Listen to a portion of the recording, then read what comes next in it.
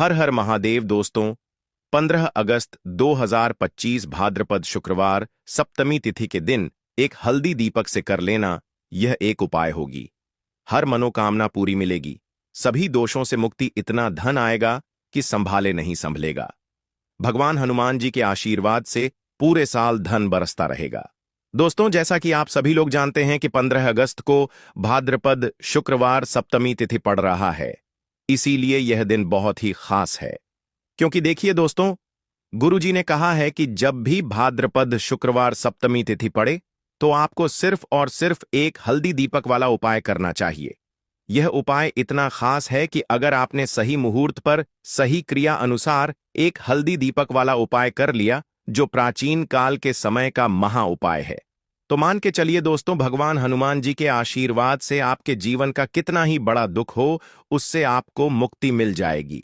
आपकी कोई भी मनोकामना हो, मान लीजिए आप नौकरी की तैयारी कर रहे थे, आपकी नौकरी लग जाएगी, आपका बंद पड़ा व्यापार चल पड़ेगा, जिस बीमारी से आप बहुत दिनों से परेशान थे, उस बीमारी से आपको मुक्ति मिल जाएगी। आपके जीवन में धन आना शुरू हो जाएगा, आपके जीवन में धन आने के सारे रास्ते खुल जाएंगे और मान के चलिए दोस्तों, फिर आपको किसी भी प्रकार की परेशानी का सामना नहीं करना पड़ेगा। इसीलिए दोस्तों, इस दिन आप लोगों को इस वाले उपाय को जरूर कर लेना है।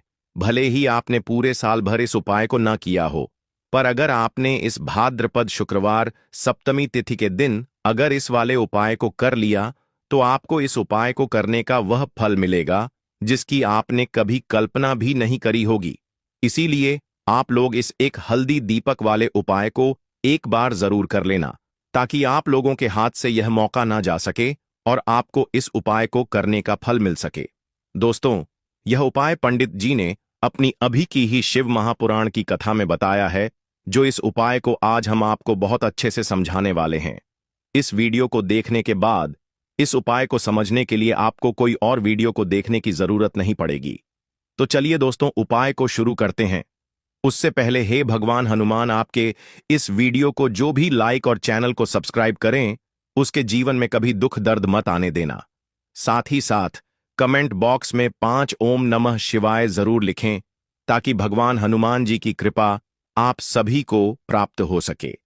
इसी के साथ में आप सभी को बता दूं कि आप लोग वीडियो को पूरा नहीं देखते हो, को काट काट कर देखते हो और गलत गलत उपाय को कर लेते हो, तो आपसे निवेदन है कि वीडियो को पूरा जरूर देखें। देखिए दोस्तों, यह भाद्रपद शुक्रवार सप्तमी तिथि का दिन यह इतना खास होता है, इतना महत्वपूर्ण होता है। देखा गया है कभी कभी बड़े बड़े पूजा पाठ अनुष्ठान से जो मनोकामना पूर्ण नहीं होते, वह भाद्रपद शुक्रवार सप्तमी तिथि के दिन एक छोटे से उपाय करने से ही आपकी मनोकामना पूर्ण हो जाती है। और बहुत सारे लोगों ने इस उपाय को किया भी है और उनको इस उपाय को करने का फल भी जरूर मिला है। अगर आप लोग भी इस उपाय को करना चाहते हैं, तो आप इस उपाय को पहले अच्छे से समझ लेना, सुन लेना, उसके बाद करना। आपको इस उपाय का फल जरूर मिलेगा और इस उपाय को कर लेने से आपके घर में चाहे किसी भी प्रकार की दुख और समस्या क्यों ना चल रही हो, आपको उसका कारण भी नहीं पता है कि भाई यह समस्या किस कारण से चल रही है, उसका कुछ भी कारण हो सकता है, जैसे पितृदोष हो सकता है या किसी भी तरह का मंगल दोष भी हो सकता है। तो इस दिन आप लोगों को यह वाला उपाय कर लेना है। यह एक ऐसा उपाय है जिस उपाय को अगर किसी विशेष दिन पर किया जाए, तो भाई उस विशेष दिन का जो है वह तो हमें मिलता ही मिलता है, पर हमने उस दिन पर इस एक हल्दी दीपक वाले उपाय को किया है तो हमें उससे भी बड़ा फल मिलता है, और फल बहुत जल्दी मिलता है, क्योंकि आप इस उपाय को बहुत ही बड़े और विशेष दिन पर कर रहे हो। तो चलिए अब उपाय के बारे में बात करते हैं, लेकिन उससे पहले आप लोगों को यह जानना आवश्यक है कि आखिर यह उपाय किस समय करना है, किसको करना है और कैसे करना है। तो चलिए हम आगे आपको वीडियो में एक एक करके बता देते हैं। तो दोस्तों, इस एक हल्दी दीपक वाले उपाय को हमें इस भाद्रपद शुक्रवार सप्तमी तिथि के दिन कैसे करना है, किसको करना है, किस समय करना है और कहां पर करना है, यह सारे सवालों के जवाब आपको इस वीडियो में मिल जाएंगे।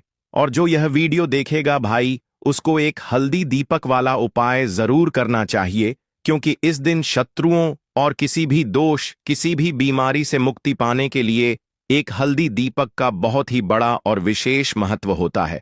और जब बात आ जाए एक हल्दी दीपक की, तो यह सोने पर सुहागा वाली बात हो जाती है और यह एक बहुत ही बड़ा उपाय हो जाता है।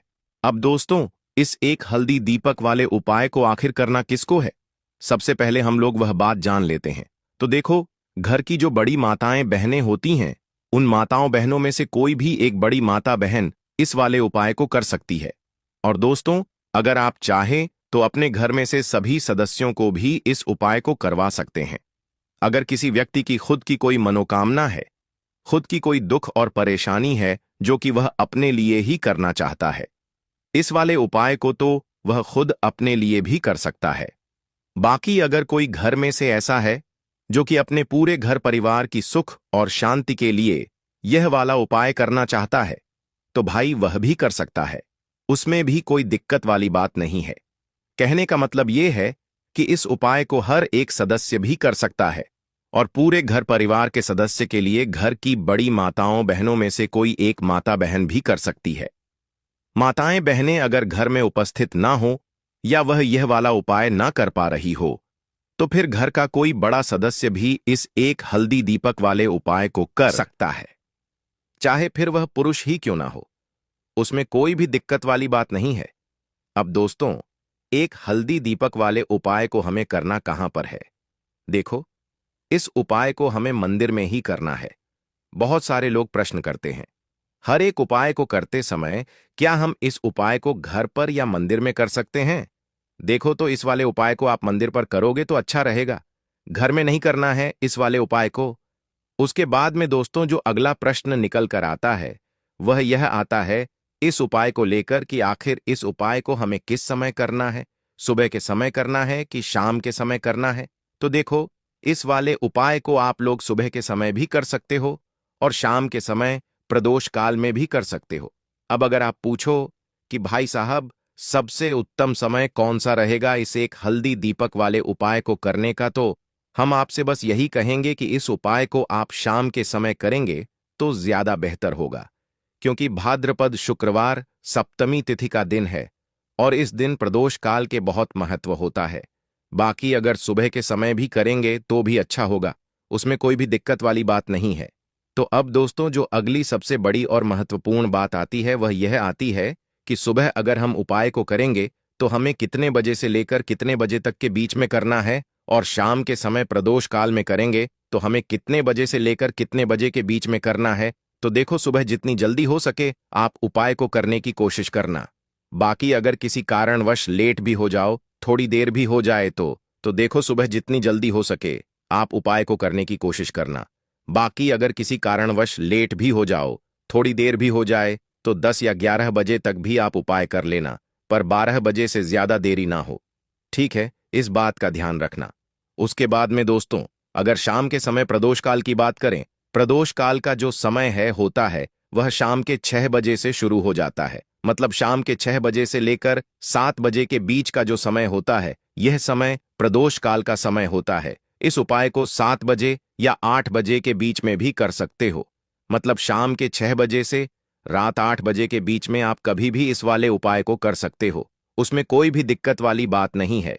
परंतु 15 अगस्त भाद्रपद शुक्रवार सप्तमी तिथि के दिन कोशिश करना कि समय के अंतर्गत ही कर लो। किसी कारणवश ना कर पाओ तो थोड़ा देरी से भी कर सकते हो। तो चलिए, अब हम अपने सबसे पहले उपाय की बात कर लेते हैं। तो दीपक वाला उपाय करने के लिए आपको सबसे पहले जरूरत पड़ेगी एक दीपक। अब यह एक दीपक शुक्रवार की रात अपने घर में इस जगह पर जला देना, बड़े से बड़ा शत्रु भी घुटने टेक देगा। दोस्तों, जैसा कि आप सभी जानते हैं, मार्गशीर्ष महीने की शुक्रवार के दिन बहुत ही शुभ संयोग बन रहे हैं और इस दिन अगर आप 11 लौंग और एक कपूर अपने घर में जलाते हैं तो शत्रुओं से हमेशा के लिए आपको छुटकारा मिल जाएगा।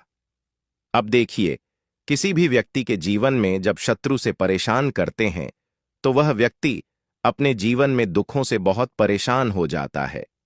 शत्रु हमेशा कुछ ना कुछ ऐसा करवाते हैं जिसके बाद नजर दोष लगती है और अच्छा खासा काम भी बिगड़ने लगता है, व्यापार में मदद आने लगता है, लोगों की तबीयत खराब होने लगती है।